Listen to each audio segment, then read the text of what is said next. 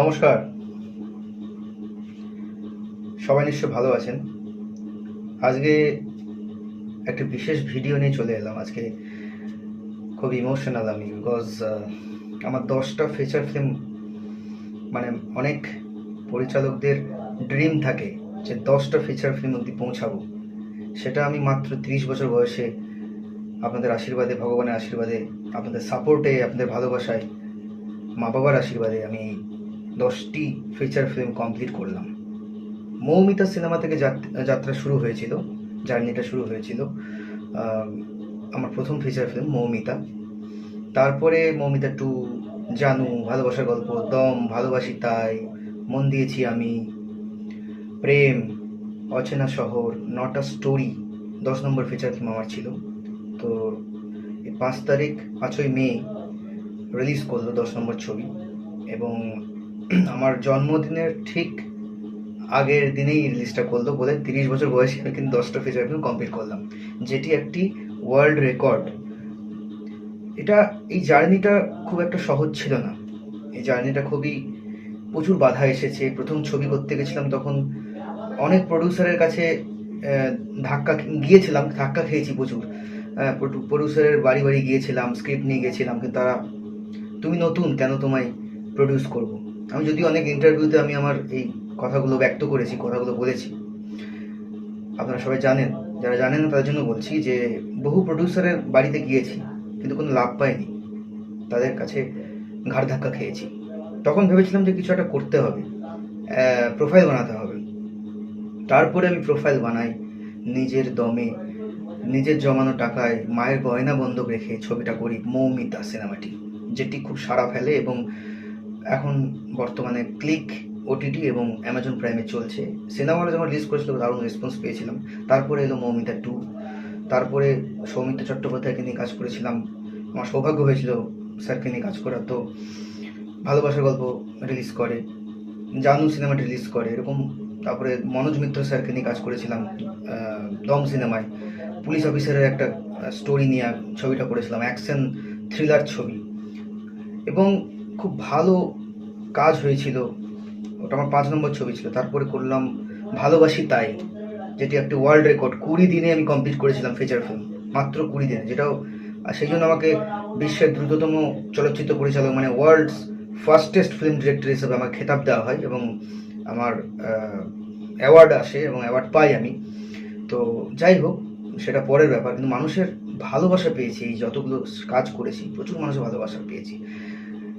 টিভিতে চলেছে, ওটিটিতে চলেছে, ওটিটিতে ট্রেন্ডিংয়ে চলেছে ভালোবাসার গল্প, এবং আমার জানু সিনেমাটি এমএক্স প্লেয়ারের মতন এত বড় একটা প্ল্যাটফর্মে ট্রেন্ডিংয়ে ছিল। ঠিক আছে, তো সিনেমা হলেও ভালো রেসপন্স পেয়েছি, সিনেমা হলের মালিকের কাছ থেকে অনেক রেসপন্স পেয়েছি যে দারুণ একটা সিনেমা চলছে, এবং এত সিনেমা হলে মানুষজন দেখছে, ভালোবাসা দিচ্ছে। অনেকদিন পর বাংলা ছবি। মৌমিতা সিনেমাটা যখন অনেক সিনেমা হলের মালিকরা বলতেন যে মৌমিতা সিনেমাটায় না কোনো সেরকম কোনো কাস্টিং ছিল না, নতুনদেরকে নিয়ে প্রায় করেছিলাম, 2-1 নন আর্টিস্ট ছিলেন, রমেনদা ছিলেন, সমাধি ছিলেন। তো যাই হোক, বিশাল কিছু বক্স আর্টিস্ট বা বিশাল কিছু বড় বাজেটের ছবি ছিল না, নিজেদের মধ্যে নিজেদের জমানো টাকা দিয়ে করেছিলাম। ছবিটি খুব ভালো চলেছিল, এবং পরবর্তীকালে অ্যাঞ্জেল ডিজিটাল কোম্পানি ছবিটি কেনে, এবং এখন দারুণভাবে চলছে ক্লিক ওটিটিতে, এবং অ্যামাজন প্রাইমেও ছবিটি আছে, টিভিতেও চলেছিল। তারপরে মৌমিতা 2 বানায়, ভালোবাসার গল্প খুব হিট করে। দম সিনেমাটি তো 1 বছর টানা চলেছিল, 1 বছর, এবং আবার আমার 2022-এ রিলিজ করেছিল দম ছবিটা, 2023-এ আবার ফিল্ম ডিস্ট্রিবিউটারদের মানে ডিমান্ডে আবার চালানো হয়। তারপরে প্রেম ছবিটি করি নতুনদেরকে নিয়ে, প্রেম ছবি, যেখানে দেবাশিস গাঙ্গুলির মতো বক্স আর্টিস্ট ওখানে কাজ করেছেন, খুব সুন্দর একটি ছবি, সেটাও খুব ভালো রেসপন্স পায়। তারপরে এক্সপেরিমেন্টাল ছবি করি, অচেনা শহর এবং নট আ স্টোরি, 9 নম্বর এবং 10 নম্বর ছবি, যেটি এক্সপেরিমেন্টাল ছবি, টিটিএমই স্পেশালসে দেখে নেবেন, মাত্র 29 টাকা লাগবে, দেখে নেবেন, সাবস্ক্রিপশন নিয়ে নেবেন। এই ছবিগুলো যে করছি শুনতে খুবই সোজা লাগছে, যে বয়ে যাচ্ছি পর ছবির নাম, কিন্তু এটা করতে গিয়ে প্রচুর কষ্ট করতে হয়েছে, প্রচুর স্ট্রাগল করতে হয়েছে। মানুষের একটা ছবি করতেই দম বেরিয়ে যায়।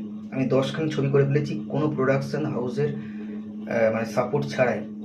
কোনো প্রোডাকশন হাউস, বড় প্রোডাকশন হাউসের হাত আমার মাথার উপরে ছিল না, তাদের সাপোর্ট ছাড়াই কিন্তু আমি ছবিগুলো করেছি।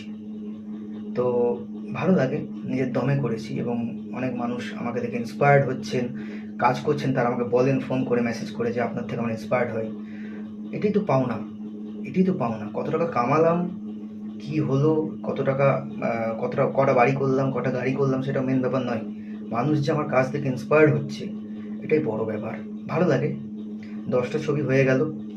একটা সিনেমা করতে গিয়ে মানুষের কালঘাম ছুটে যায়, শুনি প্রচুর কষ্ট করে করতে হয়। আমি 10টা করে ফেলেছি, প্রথম ধাপটা এগিয়েছি, এখন অনেক কাজ বাকি আছে, করছি। এবং অনেক ডাইরেক্টরের সারা লাইফে 10টা সিনেমা হয় না, আমার হয়েছে। এর জন্য আমি ভগবানকে চিরকৃতজ্ঞ জানাই এবং আপনাদেরকে চিরকৃতজ্ঞ জানাই। আপনারা এই সিনেমাগুলো দেখেছেন, ভালোবাসা দিয়েছেন বলেই আমি পরপর সিনেমা করতে পেরেছি। ভবিষ্যতে আরও ভালোবাসা দেবেন, আমি পরপর আরও সিনেমা নিয়ে আসছি, আরও এক্সপেরিমেন্টাল সিনেমা নিয়ে, নতুন ধরনের সিনেমা নিয়ে, নতুন ধরনের ফিল্ম মেকিং নিয়ে আমি আসছি এবং আপনাদের এন্টারটেন করতে আসছি। ভালোবাসা দেবেন, সুস্থ থাকবেন, ভালো থাকবেন। আর পরবর্তী ভিডিওতে আরও অন্যান্য এক্সপিরিয়েন্স নিয়ে, জীবনের কাহিনী নিয়ে আসবো। ভালো থাকবেন, ধন্যবাদ।